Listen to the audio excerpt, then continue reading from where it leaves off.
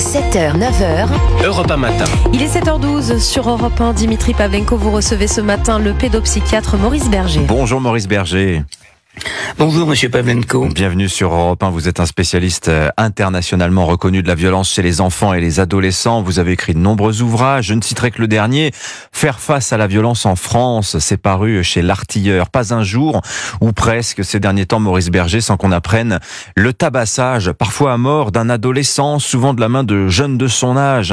On pense à Chemseddine, à Viry-Châtillon, vendredi dernier, à Samara, à Montpellier, ou encore à Zakaria, cet ado de 15 ans, poignardé dans le dos, dans le quartier de la Monnaie, à Romans-sur-Isère, mardi soir. Est-ce que dans l'enchaînement de ces affaires, Maurice Berger, vous voyez une série ou bien là, ce n'est qu'un hasard des événements ?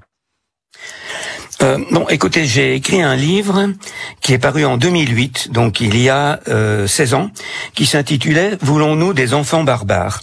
Donc pour moi, ce qui se passe là est totalement prévisible. C'est-à-dire que c'est le prix que nous payons au déni de la part de politiques, de la part de magistrats, de certains magistrats seulement, pas de tous.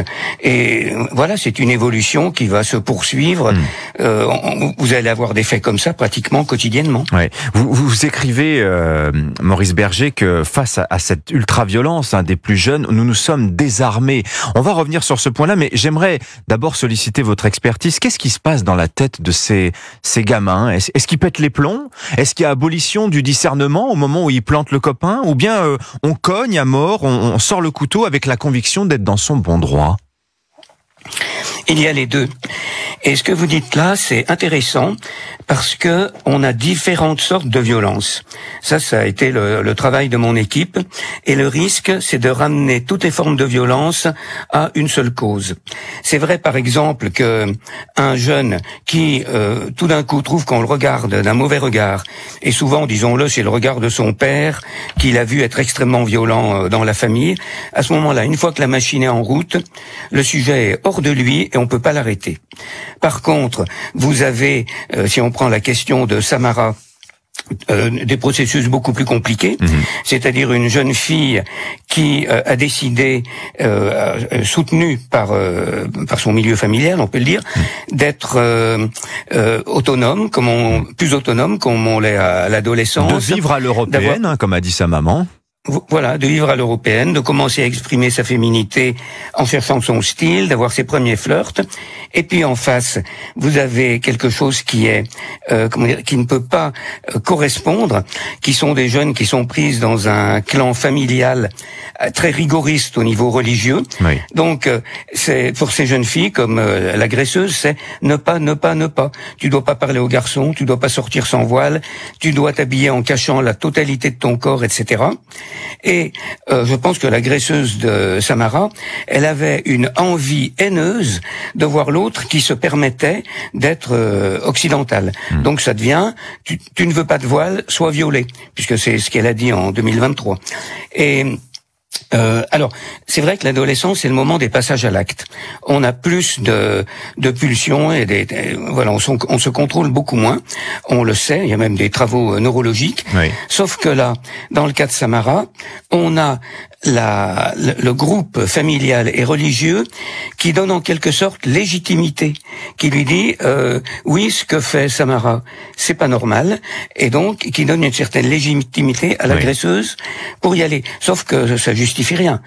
Et dans l'autre cas du jeune Chemseddine, j'espère que je déforme pas son nom. Oui, à Viry-Châtillon. Donc lui, tu peux te taper.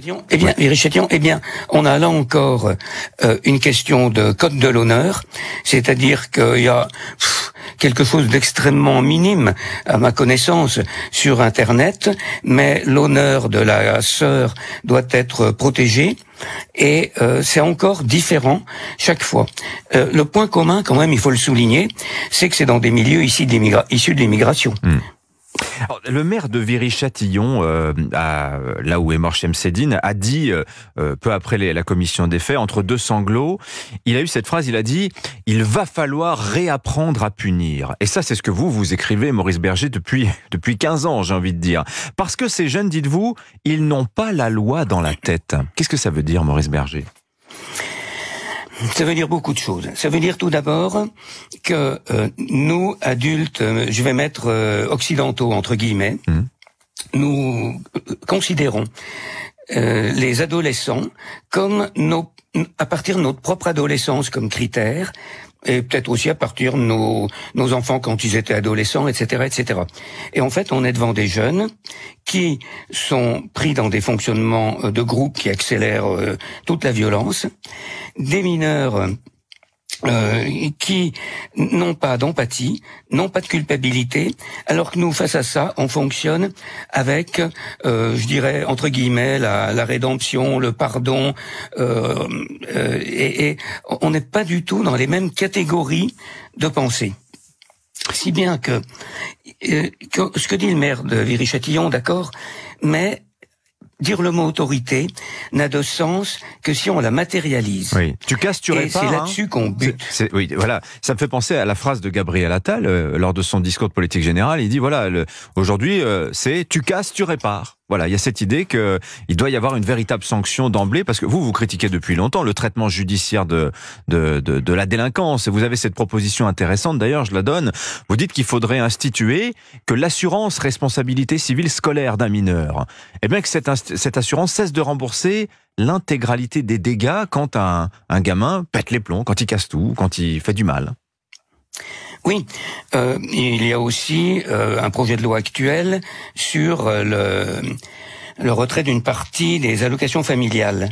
Mais comment dire, l'autorité, je vais vous dire, l'autorité, c'est manifester une force proportionnelle aux faits. C'est comme la police, l'autorité. Et donc, ça doit être anticipé, protocolisé, c'est-à-dire qu'on doit toujours avoir des dispositifs où on sait ce qu'on va faire en fonction de ce qui va se produire. Et c'est particulièrement important dans les établissements scolaires. Et s'il le faut, faire appel à une force extérieure qui peut être la police. La police. Donc, dans les écoles. Ce que dit Monsieur Attal, d'accord. Oui. Mais comment est-ce que ça va être matérialisé, fait par fait? Une mineure essaye d'entrer, elle était majeure d'ailleurs, d'entrer au lycée, au collège Ravel ou au lycée Ravel. Qu'est-ce qui va être mis dans le contrat de départ avec les parents sur le fait qu'on puisse la prendre par le bras et l'empêcher d'entrer? Ça doit être écrit, contractualisé. La violence, c'est une spécialité. La prise en charge des mineurs violents, et ça, je crois que ça n'est pas entré dans les têtes. Et puis, il y a l'autre aspect, l'aspect pénal, c'est-à-dire qu'on a une loi qui interdit l'incarcération au-dessous d'un mois de peine, donc c'est-à-dire que ça nous prive des courtes peines. C'est la loi Belloubet. C'est une loi qui est totalement aberrante. Elle nous prive des courtes peines, alors qu'on a des travaux très solides qui montrent que les courtes peines, c'est-à-dire une semaine à 15 jours, avec un gros sursis au-dessus de la tête, n'entraînent pas, comment on appelle ça, vous savez, la prison comme l'école du crime. Que c'est pas du tout ça.